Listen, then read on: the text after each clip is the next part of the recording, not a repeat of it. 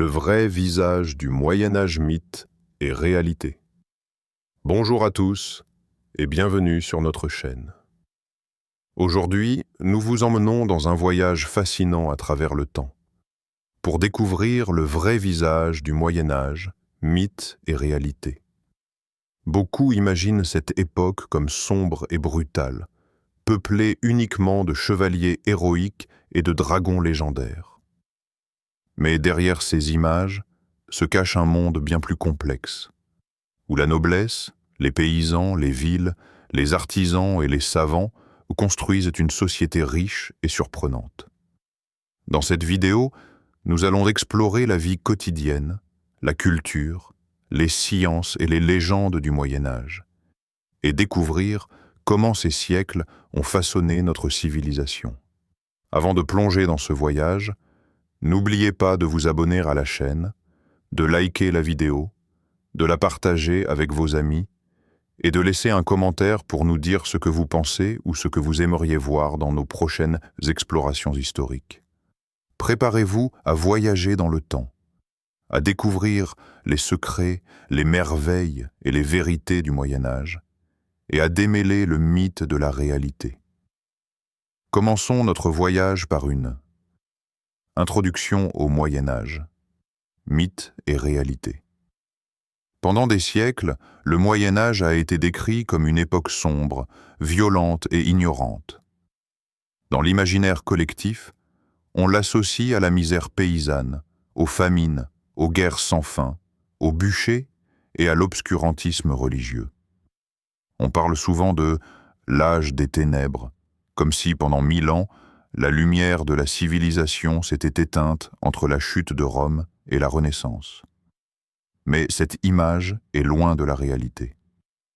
En réalité, le Moyen-Âge est une période immense, complexe et profondément humaine. C'est un monde en mouvement, traversé par des bouleversements politiques, économiques et spirituels, mais aussi par des progrès considérables dans les domaines de l'agriculture, de la science, de l'art et de la pensée. Ce sont ces siècles qui ont vu naître les premières universités, les cathédrales gothiques, les ordres monastiques savants, les premières banques et les grandes routes commerciales reliant l'Europe, l'Afrique et l'Asie. Ce sont ces siècles qui ont façonné nos langues, nos lois, nos coutumes et jusqu'à notre manière de penser la société.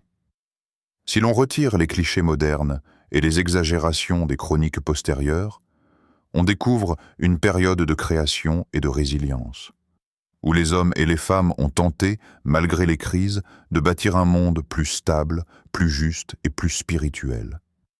Ce documentaire propose donc un voyage dans le temps, à travers 10 grandes thématiques, pour mieux comprendre le vrai visage du Moyen-Âge.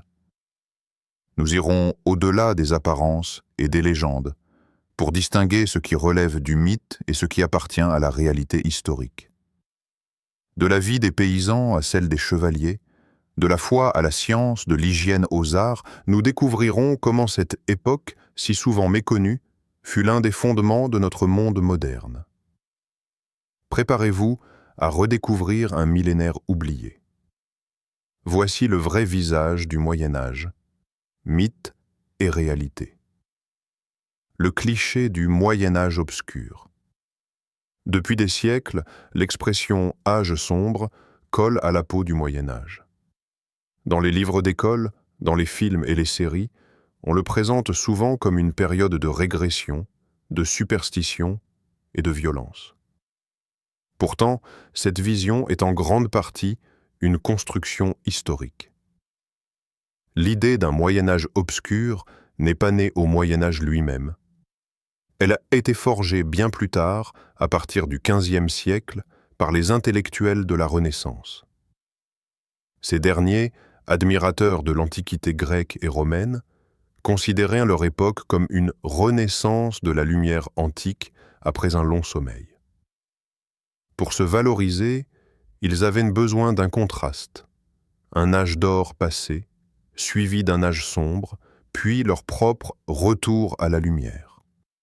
C'est ainsi qu'ils ont inventé l'idée d'un Moyen Âge, littéralement l'âge du milieu, coincé entre deux âges jugés plus brillants, l'Antiquité et la Renaissance. Ce mot « Moyen Âge » ne sera d'ailleurs utilisé qu'à partir du XVIIe siècle. Avant cela, les hommes de cette époque ne se percevaient pas comme médiévaux. Ils se voyaient simplement comme des contemporains, des chrétiens, des héritiers de Rome, mais aussi des bâtisseurs d'un futur meilleur. Au XVIIIe siècle, les philosophes des Lumières reprendront cette vision négative pour servir leur combat contre la religion et l'autorité. Voltaire, Diderot ou Montesquieu voient dans le Moyen-Âge un temps d'ignorance et de servitude dominé par l'Église, la féodalité et la peur. Pour eux, c'est la période où la raison s'est éteinte, étouffée par le dogme et la tyrannie. Ce discours sera ensuite renforcé par les historiens du XIXe siècle, surtout en France et en Angleterre, qui cherchaient à justifier le progrès moderne et la suprématie industrielle. Mais la recherche historique moderne, depuis plus d'un siècle, a largement corrigé cette caricature. Le Moyen-Âge n'était pas une période d'obscurité intellectuelle, mais un temps de transformation profonde. Après la chute de l'Empire romain d'Occident, les sociétés européennes se sont réorganisées, lentement mais sûrement, autour de nouvelles structures politiques, économiques et spirituelles. Sur le plan matériel, les progrès sont impressionnants.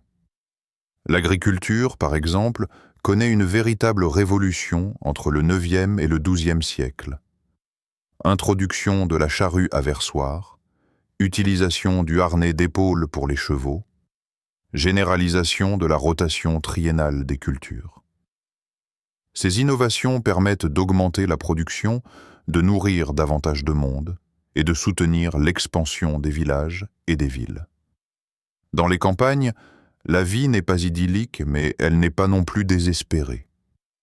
Les communautés paysannes sont solidaires, organisées autour des saisons, des foires et des fêtes.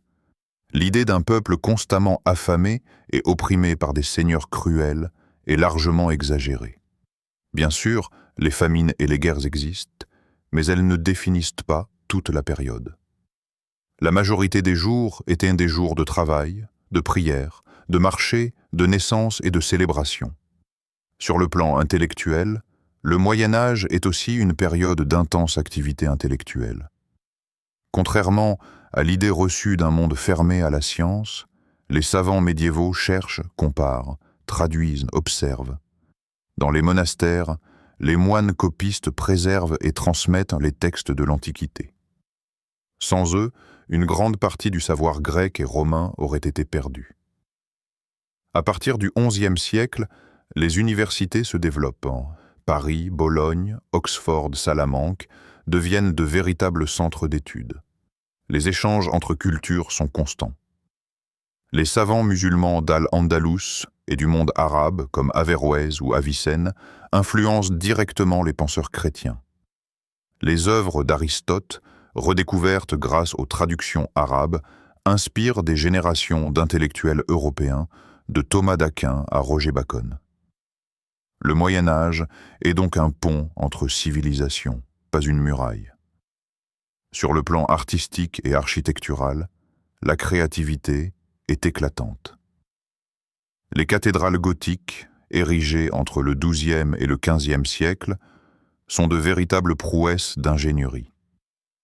Elles traduisent une vision du monde où la lumière est divine, et où l'art est au service de la foi, mais aussi de la beauté.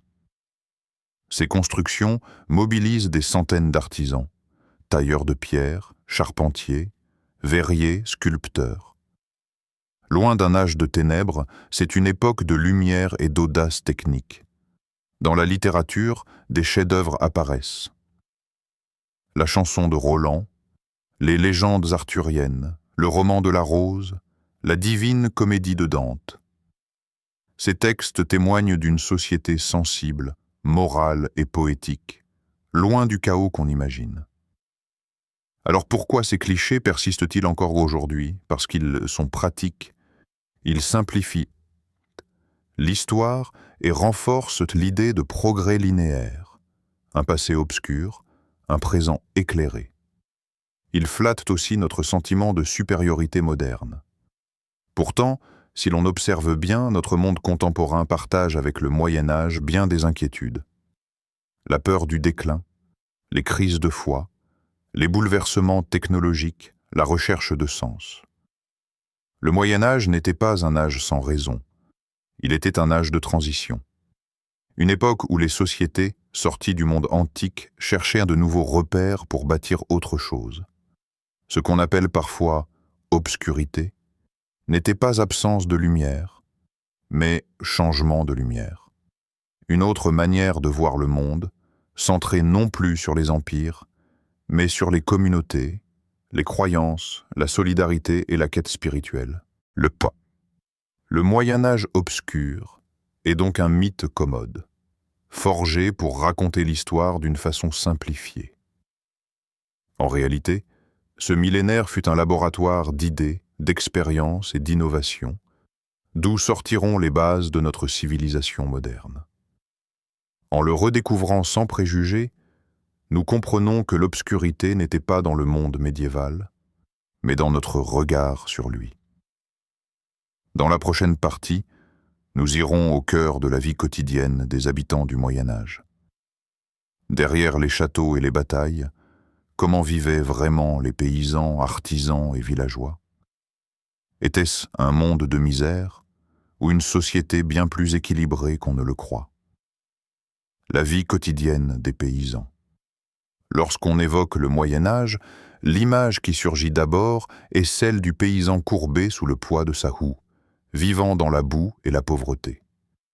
Dans la culture populaire, le monde rural médiéval semble n'être qu'un décor de misère, famine, ignorance, servitude.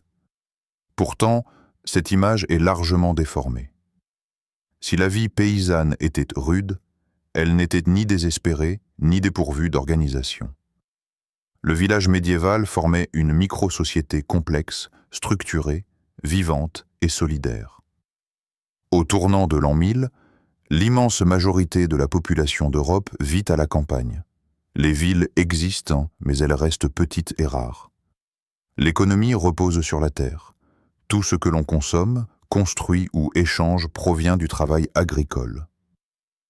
Les paysans représentent plus de 90% de la société médiévale.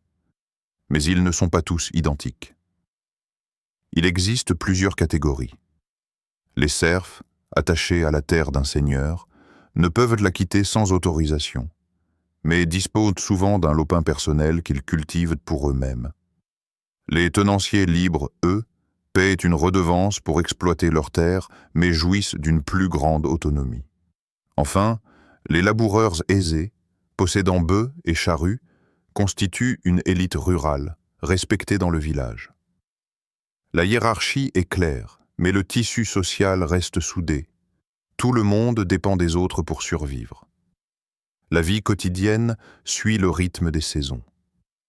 L'hiver, on entretient les outils et on répare les maisons de torchis et de bois. Au printemps, vient le temps des semailles. L'été, celui des récoltes. L'automne, la moisson et la préparation des réserves. Les journées commencent à l'aube et s'achèvent au coucher du soleil. Les cloches de l'église marquent les heures de travail, les repas et les prières. Les outils sont simples mais efficaces. Fossiles, bêches, arères, charrues à versoirs tirées par des chevaux ou des bœufs. Ces instruments, perfectionnés au fil des siècles, ont permis d'augmenter considérablement le rendement agricole. Grâce à la rotation triennale des cultures, la terre repose une année sur 3, ce qui évite son appauvrissement. Ce système garantit des récoltes plus régulières et réduit le risque de famine.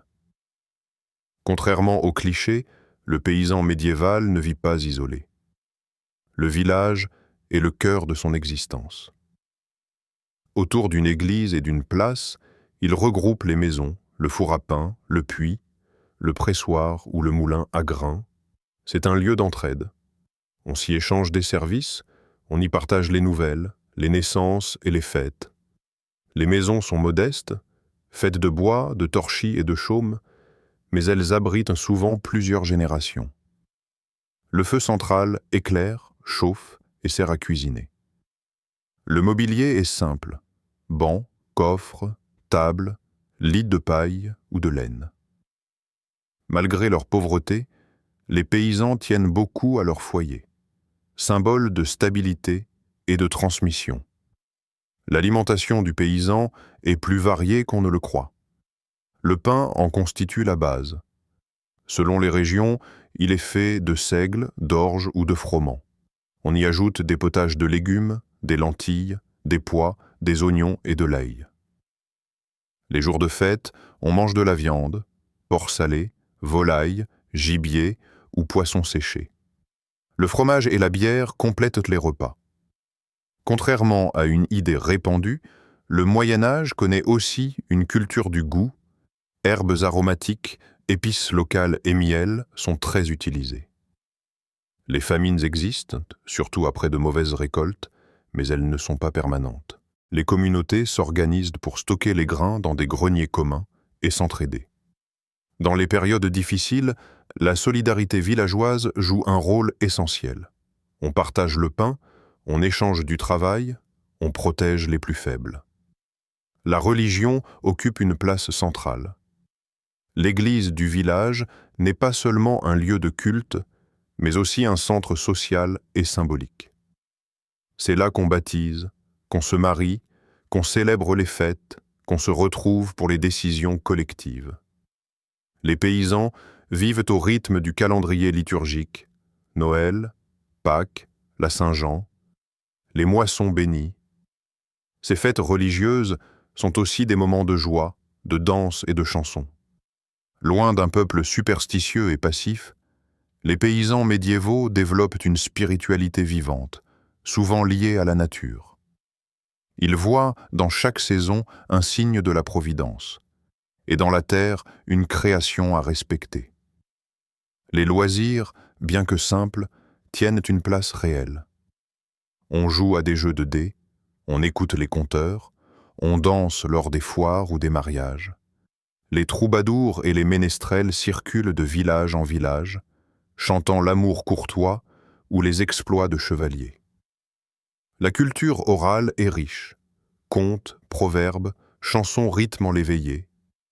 Ces récits, transmis de génération en génération, constituent une véritable mémoire collective. Autour du village gravitent plusieurs métiers indispensables. Forgerons, meuniers, charpentiers, potiers, tisserands.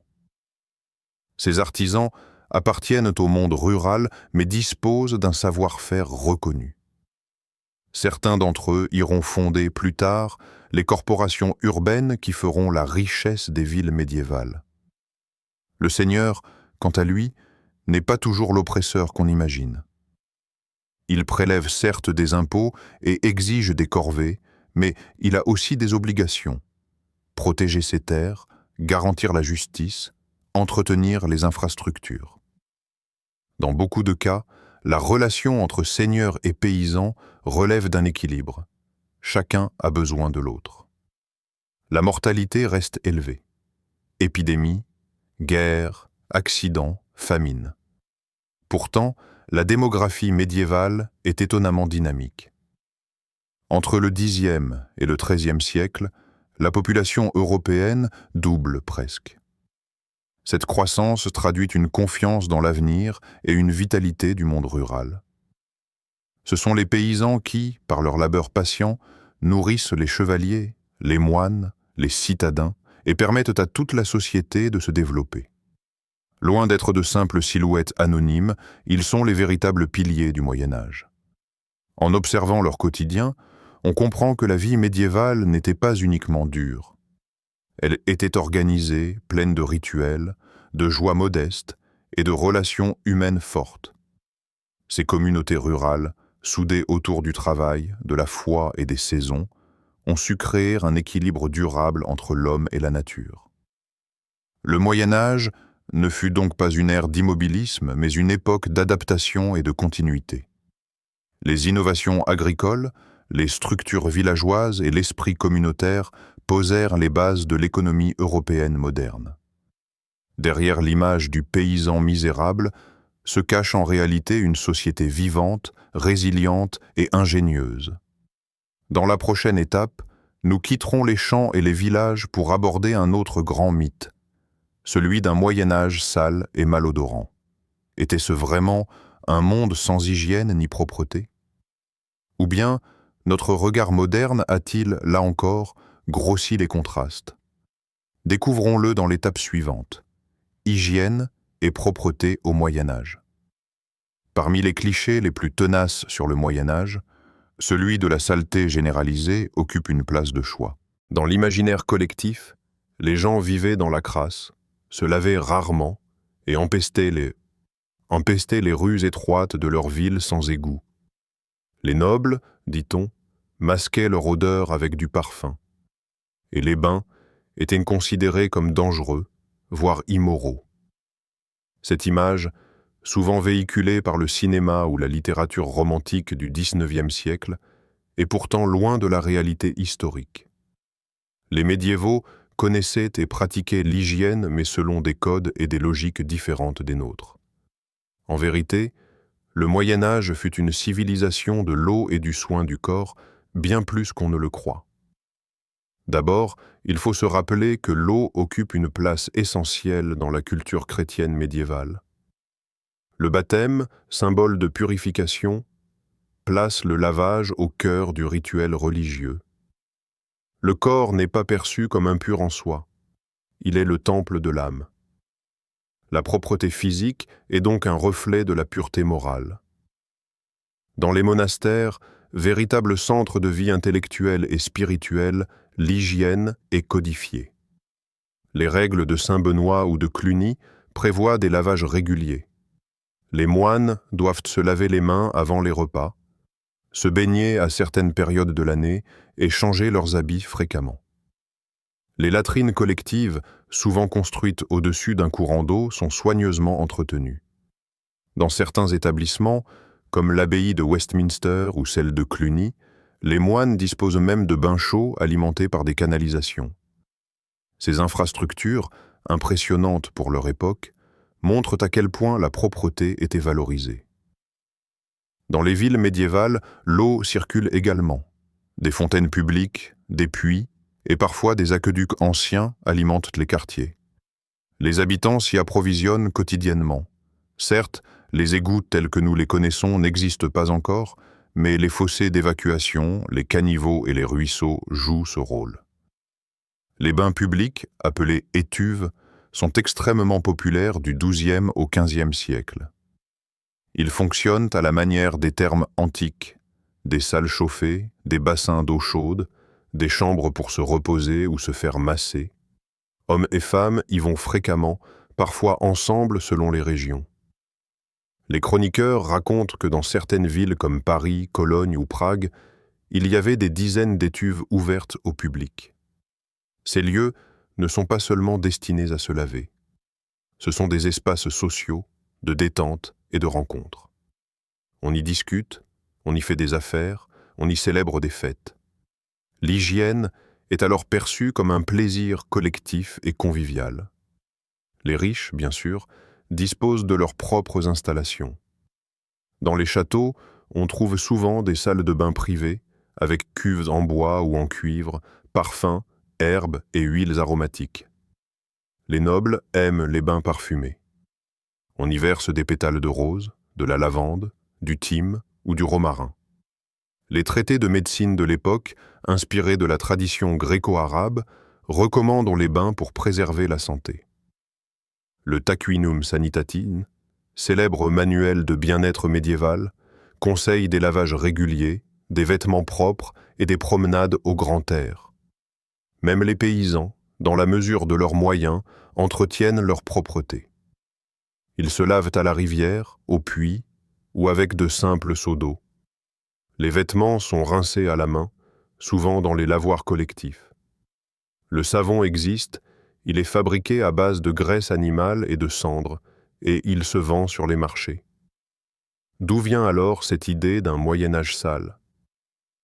Elle est en partie due à une évolution culturelle et religieuse survenue à la fin du Moyen-Âge. À partir du XIVe siècle, plusieurs facteurs bouleversent la relation au corps.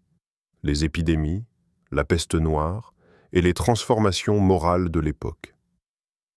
Après 1348, la peur de la contagion devient obsédante. Beaucoup pensent que l'eau chaude ouvre les pores de la peau et facilite la pénétration des miasmes. Par précaution, certains médecins déconseillent les bains. L'Église, dans certains courants plus rigoristes, commence aussi à voir dans la nudité une tentation du péché. Peu à peu, les étuves sont suspectées de débauche et fermées dans plusieurs villes. C'est cette évolution, bien postérieure à la période classique du Moyen Âge, qui donnera naissance au cliché moderne d'une Europe sale. En réalité, c'est la Renaissance et surtout le XVIIe siècle qui voit reculer les pratiques de lavage régulier avant qu'elles ne reviennent avec les Lumières. Dans la vie quotidienne, la propreté ne se limite pas au corps. Les maisons médiévales, bien que simples, sont entretenues avec soin. On balaie les sols de terre battue, on répand des jonchets d'herbes fraîches ou de fleurs pour assainir l'air. Les femmes veillent à la propreté du linge, on lave, on bat, on fait sécher au soleil. Les draps sont changés fréquemment, surtout dans les familles aisées. Les villes médiévales, contrairement à ce qu'on imagine, ne sont pas des cloaques permanents. Certes, les ordures existent, mais les règlements municipaux imposent leur collecte régulière. À Paris, dès le XIIIe siècle, des statuts prévoient l'entretien des rues, la gestion des déchets et la surveillance des fosses d'aisance. Des métiers spécialisés apparaissent: vidangeurs, porteurs d'eau, balayeurs. La salubrité urbaine est un enjeu public, non une préoccupation moderne. Les plantes jouent un rôle majeur dans l'hygiène médiévale. On se frotte les dents avec de la sauge, on parfume la laine avec de la menthe, on désinfecte avec du vinaigre ou du vin. Les herbiers médicinaux des monastères conservent des recettes de lotions, d'onguents et de savons parfumés. Les parfums, loin de masquer la saleté, sont perçus comme bénéfiques pour la santé. Ils purifient l'air et l'esprit. Cette attention à la propreté du corps et des vêtements se double d'un goût esthétique. Les vêtements médiévaux, souvent colorés et décorés, témoignent d'un soin porté à l'apparence. Les cheveux sont peignés, tressés, huilés. Les hommes se rasent ou entretiennent leur barbe avec précision. Loin d'être négligés, les médiévaux se montrent souvent attentifs à leur présentation sociale.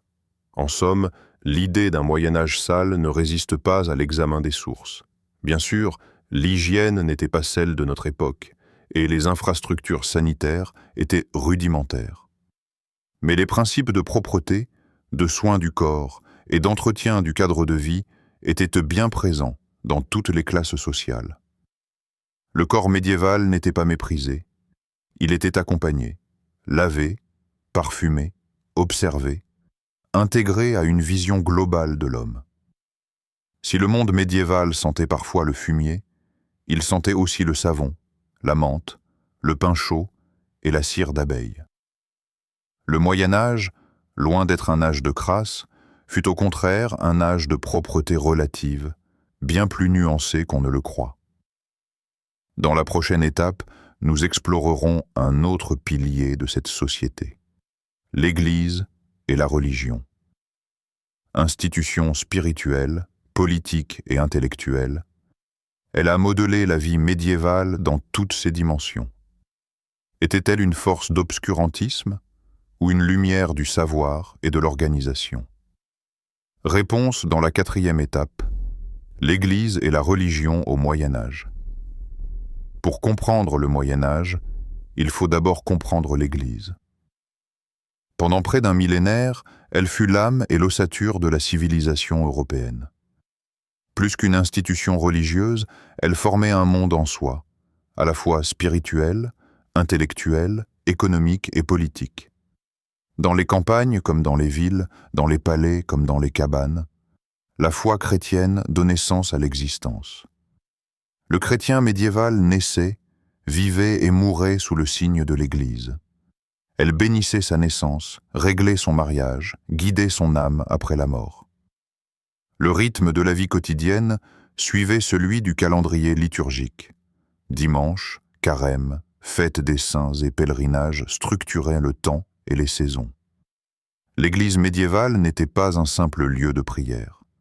C'était un pouvoir structuré. À sa tête, le pape à Rome, considéré comme le successeur de Saint Pierre, exerçait une autorité morale sur toute la chrétienté. Autour de lui, les évêques, archevêques, abbés et prêtres formaient une hiérarchie complexe, à la fois religieuse et administrative. Les paroisses, à l'échelle locale, étaient le cœur battant des communautés. Le curé, souvent le seul lettré du village, instruisait, confessait, conseillait et servait d'intermédiaire entre les hommes et Dieu. Dans les campagnes, l'église paroissiale dominait le paysage. Son clocher indiquait la présence du sacré, mais aussi le centre social et symbolique du monde médiéval. Le Moyen-Âge fut aussi le temps des grandes cathédrales. Ces monuments, élevés vers le ciel, incarnaient la foi collective. Des milliers d'artisans, de tailleurs de pierre, de verriers et de charpentiers y travaillaient parfois durant plusieurs générations. Chaque cathédrale était une Bible de pierre, où la sculpture, la lumière et la couleur racontaient les évangiles à un peuple souvent illettré. Les vitraux diffusaient une lumière mystique, filtrée par le bleu et le rouge, symbole de la Vierge et du sang du Christ. L'art gothique, né au XIIe siècle, n'était pas seulement un style architectural. Il était une expérience spirituelle totale, un dialogue entre Dieu et les hommes à travers la matière. Mais l'Église, ce n'était pas seulement les évêques et les cathédrales, c'était aussi, et peut-être surtout, les monastères. Depuis saint Benoît au VIe siècle, la règle monastique imposait prière, travail et lecture. Ora et labora, prie et travail. Les abbayes devinrent des centres d'agriculture, d'artisanat, de médecine et de savoir. Les moines copiaient les manuscrits antiques, conservant ainsi l'héritage de la Grèce et de Rome. Sans eux, de nombreux textes d'Aristote, de Virgile ou de Pline auraient disparu. Les scriptoria, ces ateliers d'écriture, résonnaient du grattement des plumes sur le parchemin. Là, jour après jour, s'écrivait la mémoire de l'humanité. Les abbayes de Cluny, Cîteaux ou Monte Cassino furent de véritables phares intellectuels. On y enseignait la théologie, la grammaire, la musique, la médecine, la philosophie. Loin de l'image d'un Moyen-Âge ignorant, ces lieux étaient les universités avant l'heure. Au XIIIe siècle, les universités proprement dites apparaissent à Paris, Bologne, Oxford ou Salamanque, sous l'impulsion directe de l'Église. Les maîtres et les étudiants sont des clercs. Leur programme d'études repose sur la logique, la théologie, la médecine et le droit canon. Les grandes figures intellectuelles médiévales, comme Thomas d'Aquin, Abélard ou Albert le Grand, furent tous des hommes d'église. Loin d'étouffer la raison, ils la mettaient au service de la foi. La scolastique, méthode de raisonnement rigoureuse, cherchait à concilier raison humaine et révélation divine. L'Église, loin d'être un mur contre la science, en fut l'un des principaux artisans. C'est dans ces écoles que se développèrent la logique, la médecine, l'observation astronomique et la philosophie naturelle. Pourtant, le pouvoir de l'Église n'allait pas sans contradiction. Elle prêchait l'humilité et la pauvreté, mais possédait d'immenses terres, percevait la dîme et exerçait une influence politique considérable. Les rois, pour être légitimes, devaient recevoir la bénédiction du pape ou de ses représentants. Des tensions éclatèrent, querelles entre empereurs et papes, excommunications, croisades politiques. L'Église médiévale fut à la fois un guide spirituel et une puissance temporelle, parfois redoutée. Les croisades, lancées à partir du XIe siècle, en sont un exemple saisissant. Au nom de la foi, des milliers d'hommes partirent vers Jérusalem pour libérer le tombeau du Christ. Ces expéditions furent à la fois religieuses, politiques et économiques. Elles tissèrent des liens durables entre l'Orient et l'Occident, mais laissèrent aussi des cicatrices profondes. Son de cloche unique, silence, puis ton grave et réfléchi. L'Église médiévale a aussi connu ses zones d'ombre. Elle a combattu les hérésies, souvent par la force. Les cathares, les vaudois ou les templiers furent pourchassés, jugés, parfois exécutés. L'Inquisition, née au XIIIe siècle, visait à défendre la foi mais plongea l'Europe dans la peur du soupçon et de la déviance. Et pourtant, malgré ses excès, l'Église resta pour la majorité des hommes et des femmes une source de repères, de réconfort et d'espérance. Elle accompagnait les joies et les douleurs. Elle donnait du sens à la mort, du courage dans la misère, et une vision d'un au-delà meilleur. Dans la vie quotidienne, la religion rythmait tout. Le lever du soleil marquait l'angélus du matin. Le travail s'interrompait à midi pour la prière. Le soir, les cloches annonçaient la fin du jour et la protection divine. Les fêtes religieuses, Noël, Pâques, la Saint-Jean, la Toussaint, étaient autant de moments de joie, de musique, de danse et de partage. Les pèlerinages menaient les fidèles sur des routes célèbres, Compostelle, Rome, Jérusalem. Ces voyages spirituels étaient aussi des aventures humaines, où se croisaient marchands, moines, soldats et pauvres en quête de rédemption.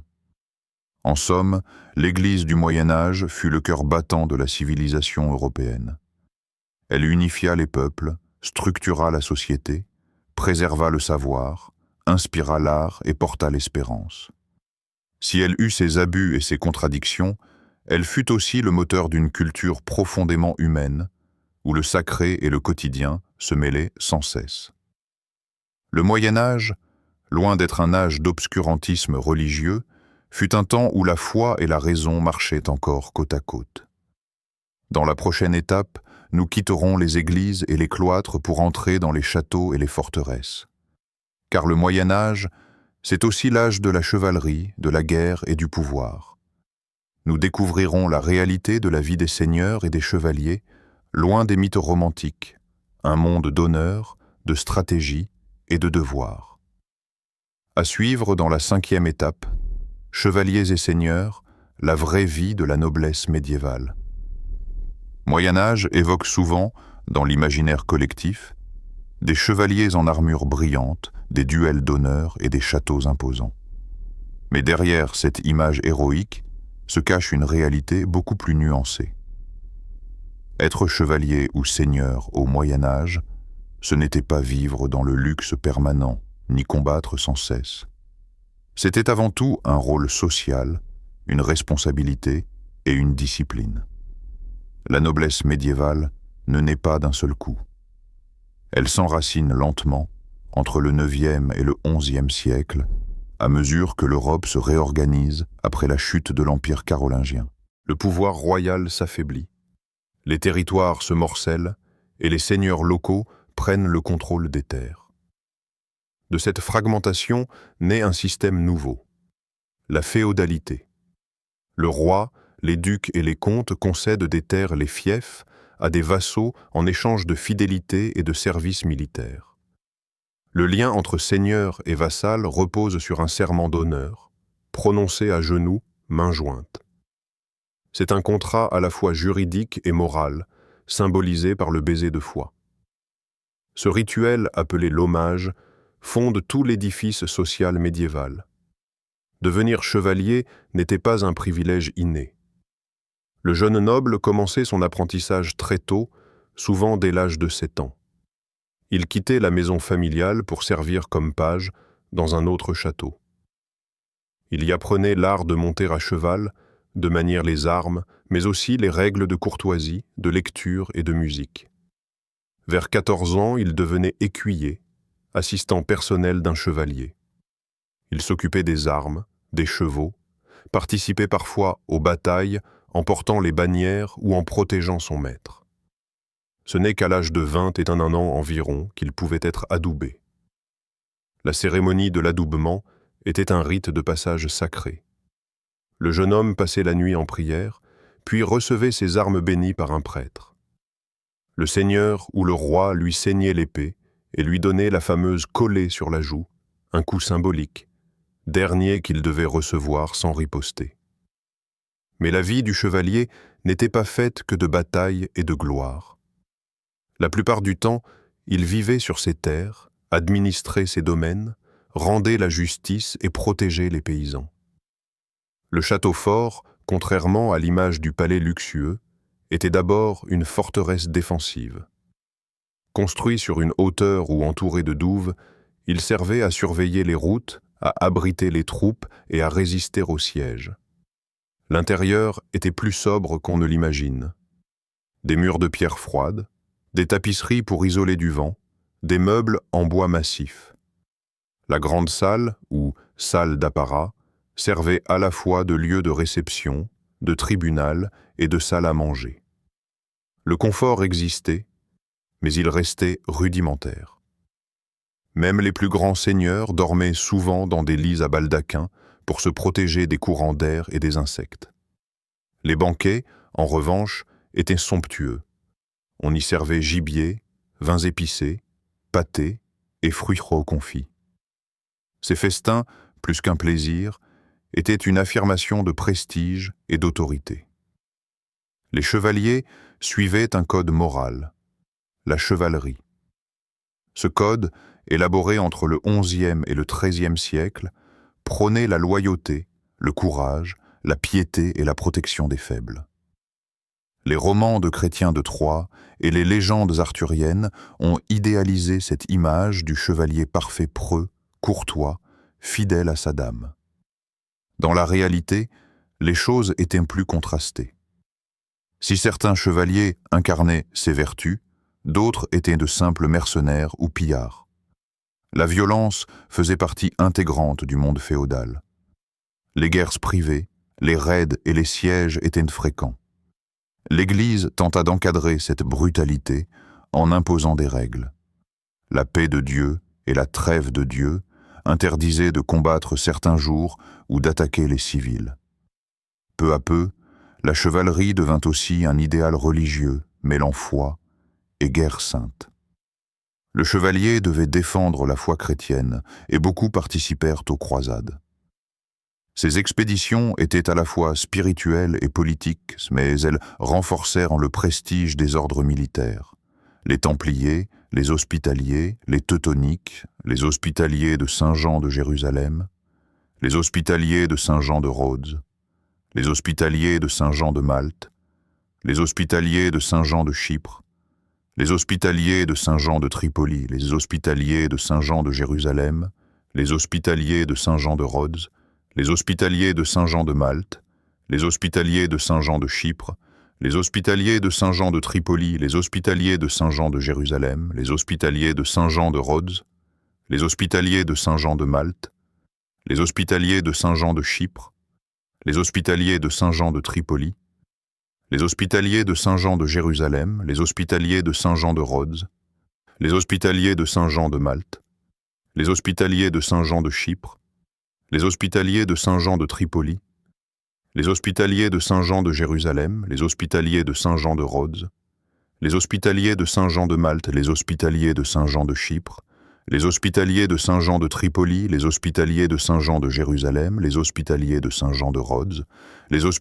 Saint-Jean de Malte, les Hospitaliers de Saint-Jean de Chypre, les Hospitaliers de Saint-Jean de Tripoli, les Hospitaliers de Saint-Jean de Jérusalem, les Hospitaliers de Saint-Jean de Rhodes, les Hospitaliers de Saint-Jean de Malte, les Hospitaliers de Saint-Jean de Chypre, les Hospitaliers de Saint-Jean de Tripoli, les Hospitaliers de Saint-Jean de Jérusalem, les Hospitaliers de Saint-Jean de Rhodes, les Hospitaliers de Saint-Jean de Malte, les Hospitaliers de Saint-Jean de Chypre, les Hospitaliers de Saint-Jean de Tripoli, les Hospitaliers de Saint-Jean de Jérusalem, les Hospitaliers de Saint-Jean de Rhodes, les Hospitaliers de Saint-Jean de Malte, les Hospitaliers de Saint-Jean de Chypre, les Hospitaliers de Saint-Jean de Tripoli, les Hospitaliers de Saint-Jean de Jérusalem, les Hospitaliers de Saint-Jean de Rhodes, les Hospitaliers de Saint-Jean de Malte, les Hospitaliers de Saint-Jean de Chypre, les Hospitaliers de Saint-Jean de Tripoli, les Hospitaliers de Saint-Jean de Jérusalem, les Hospitaliers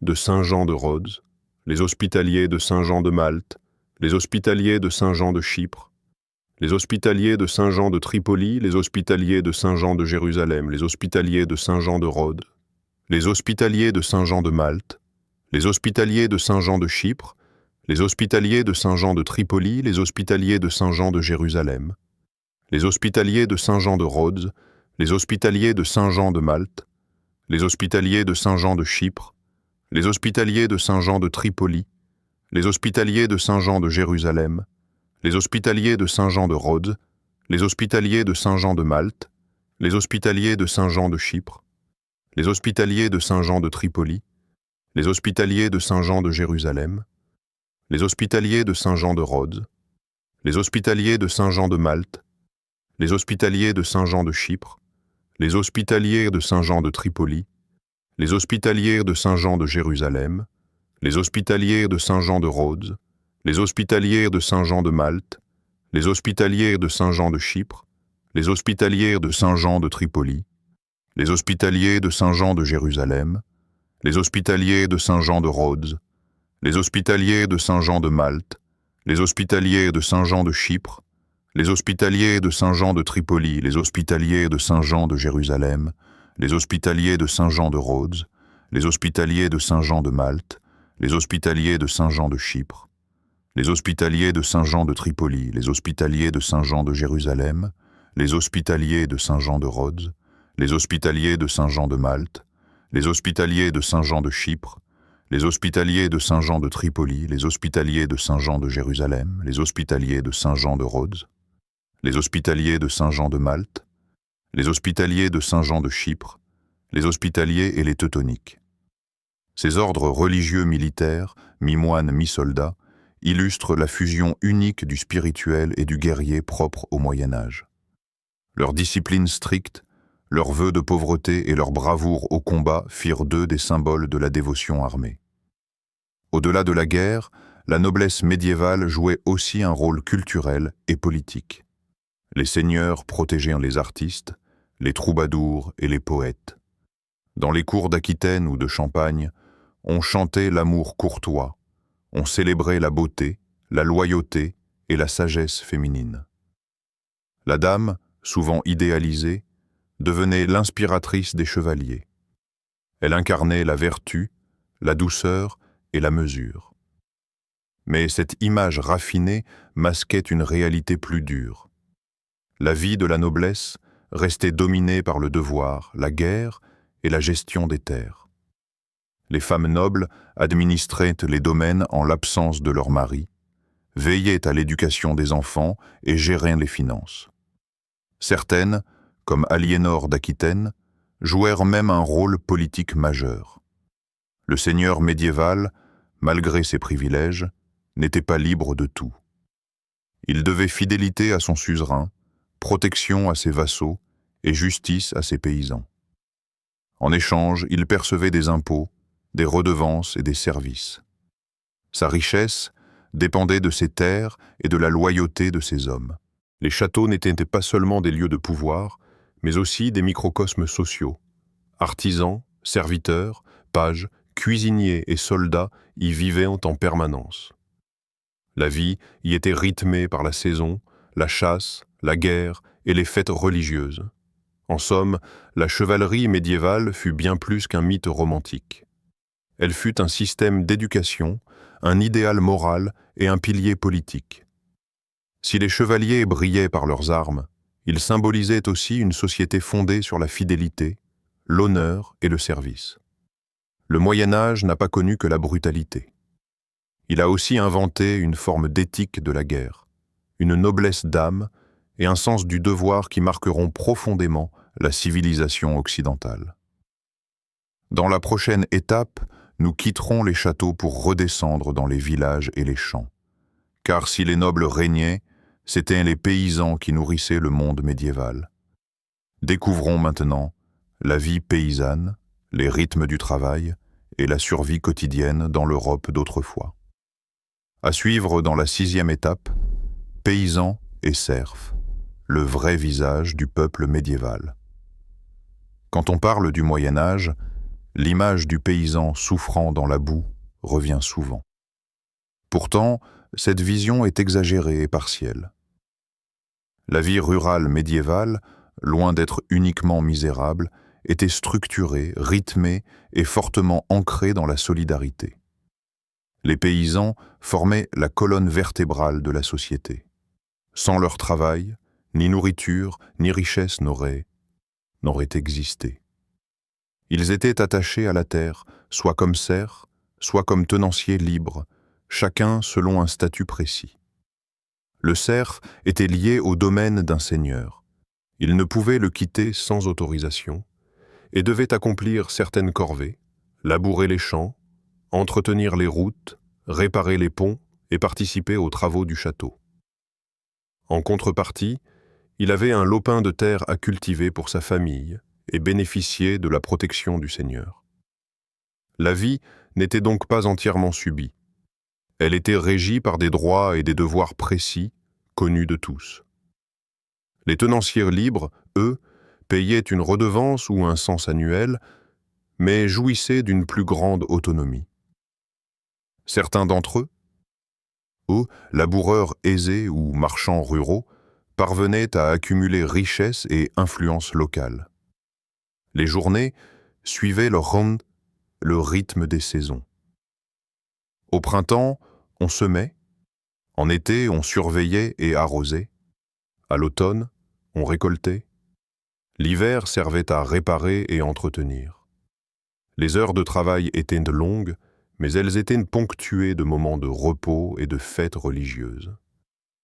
Le calendrier liturgique rythmait la vie. Noël, Pâques, Toussaint, fête des Saints. Ces fêtes étaient autant d'occasions de célébration, de danse et de rencontres. Les outils agricoles étaient simples mais ingénieux, fossiles, bêches, houes, charrues à versoirs tirées par des bœufs. La rotation des cultures, souvent triennale, permettait de préserver la fertilité des terres. Les paysans ne vivaient pas dans l'inaction. Chaque geste, chaque semence, chaque récolte nécessitait savoir-faire et organisation. Le village constituait le cœur de la vie rurale. Les maisons étaient modestes, bois, torchis et chaumes, mais abritaient souvent plusieurs générations. Le feu central servait à cuisiner, à chauffer et à illuminer. Les voisins s'entraidaient, on échangeait le travail, on partageait les récoltes et on célébrait ensemble les naissances et mariages. L'alimentation des paysans était simple mais équilibrée. Le pain, à base de seigle ou d'orge, constituait la base. On ajoutait des potages, légumes, légumineuses et herbes aromatiques. Les jours de fête ou les périodes exceptionnelles offraient viande, volaille, fromage ou poisson. Le miel, les fruits et les herbes complétaient l'alimentation. Contrairement aux clichés, les famines n'étaient pas permanentes. Les communautés organisaient le stockage des grains et la solidarité villageoise assurait une protection minimale en période difficile. La religion était omniprésente dans la vie des paysans. L'église du village était un centre social. On y priait, se mariait, baptisait les enfants et célébrait les fêtes. Les cloches rythmaient tout le temps, indiquant le moment de travailler, de prier ou de se reposer. La foi apportait réconfort, sens et espoir dans un monde parfois rude. Les loisirs existaient, même pour les paysans. Jeux de dés, chants, contes et veillées rythmaient que les soirées. Les foires et marchés permettaient non seulement le commerce, mais aussi les rencontres et les échanges culturels. Les traditions orales, les proverbes et les chansons créaient une mémoire collective vivante et dynamique. Les femmes rurales jouaient un rôle essentiel. Cultiver, soigner les enfants, gérer le foyer, fabriquer le linge et préparer la nourriture. Elles participaient aussi à la vie communautaire et aux activités agricoles saisonnières. À suivre dans la 8e étape, artisans, métiers et culture urbaine au Moyen-Âge. Si les villes médiévales prospéraient grâce aux marchands, elles devaient leur vitalité à une multitude d'artisans. Ces hommes et femmes, par leur travail, façonnaient la vie quotidienne, les objets, les bâtiments et même la culture. L'artisanat médiéval n'était pas seulement une activité économique, c'était un mode de vie, un savoir-faire et une identité sociale. Chaque métier, chaque geste, chaque outil contribuait à l'organisation et à la prospérité de la cité. Les métiers étaient regroupés en corporations ou guildes. Ces organisations réglementaient la production, protégeaient les apprentis et assuraient la qualité des produits. La structure était hiérarchique, apprenti, puis compagnon, enfin maître. L'apprentissage durait plusieurs années, parfois jusqu'à une décennie. L'apprenti vivait chez son maître, apprenait les techniques, respectait les règles de la guilde et participait aux travaux quotidiens. À la fin de sa formation, il produisait un chef-d'œuvre, évalué par les maîtres pour obtenir le statut officiel de maître artisan. Les métiers étaient extrêmement variés et spécialisés. Les forgerons façonnaient armes et outils, les tanneurs préparaient le cuir pour chaussures et armures, les tisserands produisaient étoffes et vêtements, les potiers et verriers créaient objets utilitaires et décoratifs. Les menuisiers et charpentiers construisaient meubles et bâtiments. Chaque artisan possédait un savoir-faire unique, transmis oralement et par la pratique, souvent sur plusieurs générations. Ce savoir-faire était à la fois pratique et artistique, mêlant utilité et beauté. Les artisans contribuaient directement à la vie économique et sociale. Leurs ateliers étaient souvent situés près des places et marchés, permettant aux citadins de s'approvisionner facilement. Les foires et marchés constituaient non seulement des lieux d'échange, mais aussi de rencontres, d'apprentissage et de transmission culturelle. Le travail artisanal était également associé à des rituels religieux. Les guildes célébraient les saints patrons de leur métier, organisaient processions et fêtes, et finançaient des chapelles ou des œuvres religieuses. L'artisanat médiéval était donc un mélange de travail, de foi et de culture. L'artisan ne vivait pas seulement pour produire, il participait à la culture urbaine. Les villes médiévales étaient des centres d'art, de musique, de théâtre et de littérature. Les troubadours et jongleurs animaient les rues, les fêtes et processions religieuses mêlaient spectacles et pratiques spirituelles. Les artisans contribuaient à ces événements, créant costumes, instruments, décors et objets rituels. Leur travail façonnait ainsi l'identité visuelle et culturelle de la ville. Certains artisans devenaient également lettrés. Copistes, enlumineurs et relieurs produisaient livres, registres et documents officiels. Les bibliothèques et scriptoria urbains conservaient le savoir et transmettaient les connaissances. Cette culture urbaine, fruit du commerce et de l'artisanat, préparait les fondations de la Renaissance. Elle favorisa la circulation des idées, la créativité et la spécialisation des métiers. Les femmes jouaient un rôle clé dans l'artisanat. Elles filaient la laine, tissaient, brodaient et fabriquaient vêtements et objets domestiques. Certaines étaient maîtresses d'atelier ou commerçantes, participant activement à la vie économique. La vie culturelle et sociale de la ville dépendait donc de la coexistence entre artisans, marchands et institutions religieuses. Ensemble, ils construisaient non seulement des biens matériels, mais aussi une identité urbaine et communautaire. En résumé, l'artisanat et la culture urbaine médiévale représentent la créativité et le savoir-faire du peuple. Les artisans ne se limitaient pas à produire. Ils transmettaient tôt des traditions, valorisaient l'esthétique et structuraient la vie des cités. La ville médiévale devient ainsi un laboratoire d'innovation sociale, économique et culturelle, où se construisent les bases de la modernité européenne. Dans la prochaine étape, nous nous intéresserons à un autre aspect essentiel de la société médiévale, l'éducation, les sciences et la transmission du savoir. À suivre dans la 9e étape, éducation, sciences et savoir au Moyen Âge. Quand on imagine le Moyen Âge, beaucoup pensent à un âge d'obscurité et d'ignorance. Pourtant, cette période est loin d'avoir été dépourvue de savoir et de science. Elle a été le théâtre d'une transmission et d'une expansion du savoir, depuis les monastères et abbayes jusqu'aux universités naissantes. L'éducation commence souvent dans les institutions religieuses. Les monastères et les abbayes possèdent des écoles où les moines enseignent lecture, écriture, calcul et grammaire latine. Ces lieux conservent et copient les textes anciens, grecs et romains, assurant ainsi la survie de la culture antique. Les abbayes comme Cluny ou Cîteaux deviennent des centres intellectuels, où les études religieuses s'accompagnent de philosophie, d'histoire et de médecine rudimentaire. Le savoir est donc à la fois pratique, spirituel et intellectuel. À partir du XIIe siècle, les universités apparaissent dans des villes comme Paris, Bologne, Oxford et Salamanque. Elles marquent une révolution.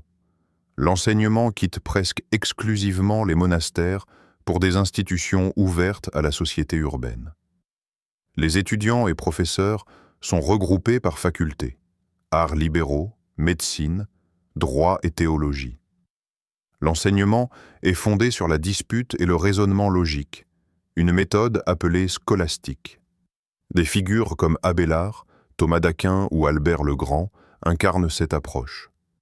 Concilier foi et raison, révélation et réflexion critique. Mais le savoir ne se limite pas aux livres. Les sciences pratiques se développent dans les cours royales, monastères et villes marchandes. Les astronomes observent le ciel pour élaborer des calendriers précis, essentiels pour l'agriculture et les fêtes religieuses. Les médecins étudient l'anatomie, la pharmacologie et les remèdes à base de plantes. Les ingénieurs construisent ponts, fortifications et moulins, combinant mathématiques et physique appliquée. Les manuscrits enluminés reflètent l'importance de la culture matérielle et artistique. Les copistes, enlumineurs et calligraphes, transmettant non seulement du savoir, mais créent également des œuvres d'art. Chaque livre est un témoignage de savoir, de technique et d'esthétique. La circulation des textes et des idées était facilitée par les villes et les foires.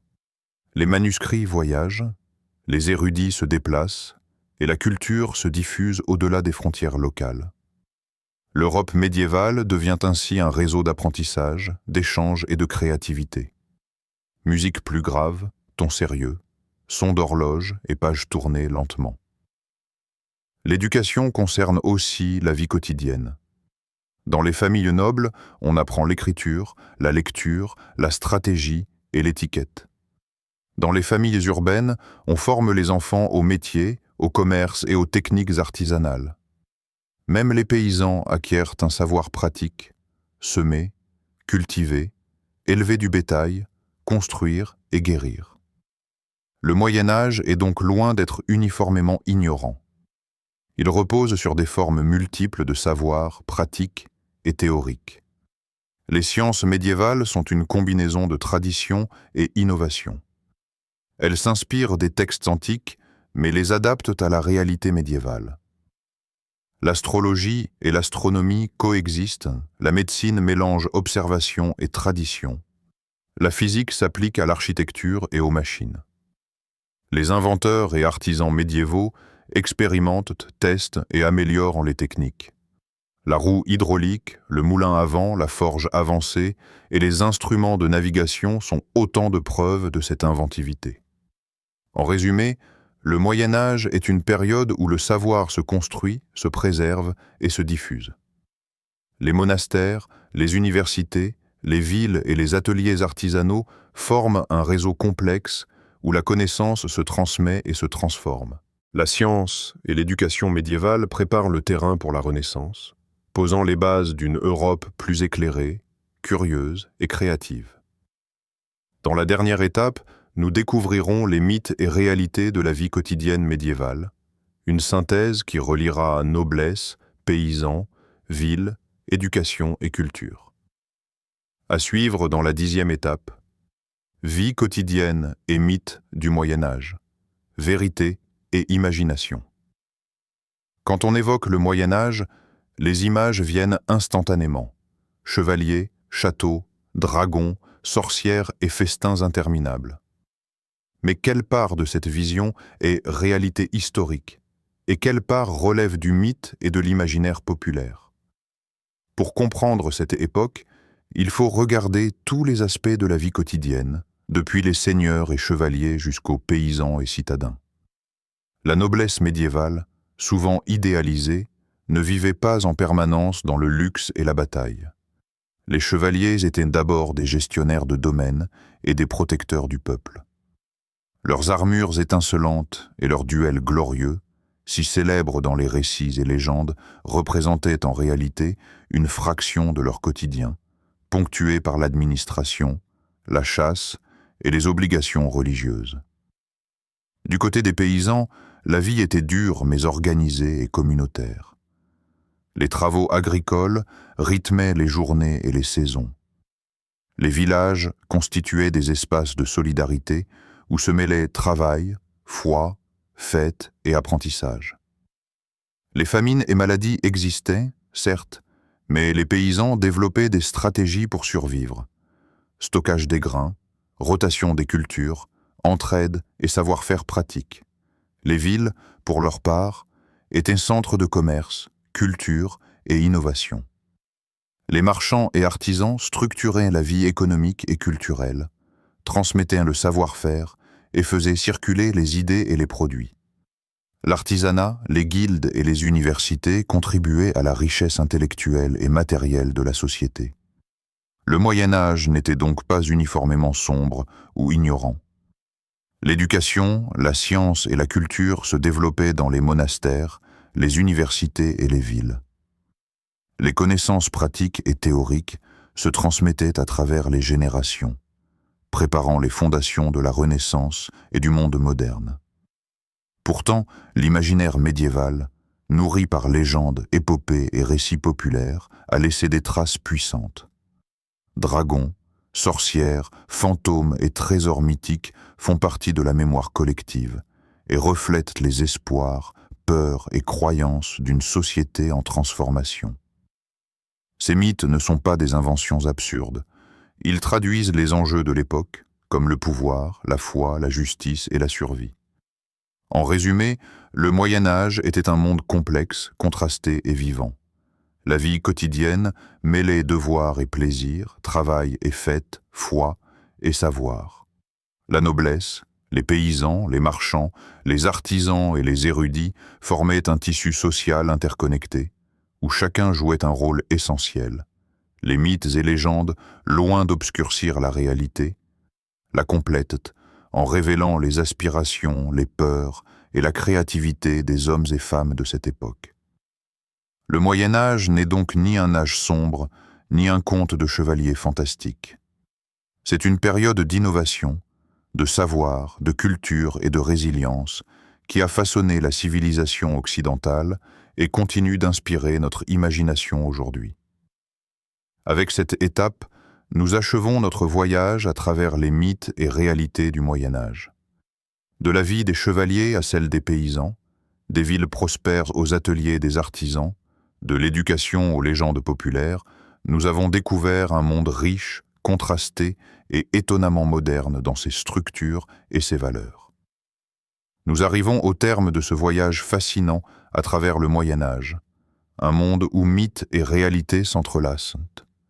Nous avons découvert la vie des chevaliers et seigneurs, exploré les champs et villages des paysans, arpenté les rues animées des villes médiévales, suivi les artisans et leurs métiers, et plongé dans l'éducation, les sciences et la culture de cette époque.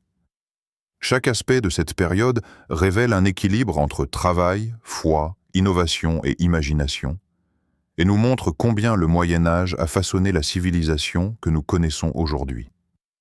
Si ce voyage à travers le temps vous a captivé, n'hésitez pas à vous abonner à la chaîne, à liker cette vidéo, à la partager avec vos proches et à laisser un commentaire pour nous dire ce que vous en avez pensé ou ce que vous aimeriez découvrir dans nos prochaines vidéos.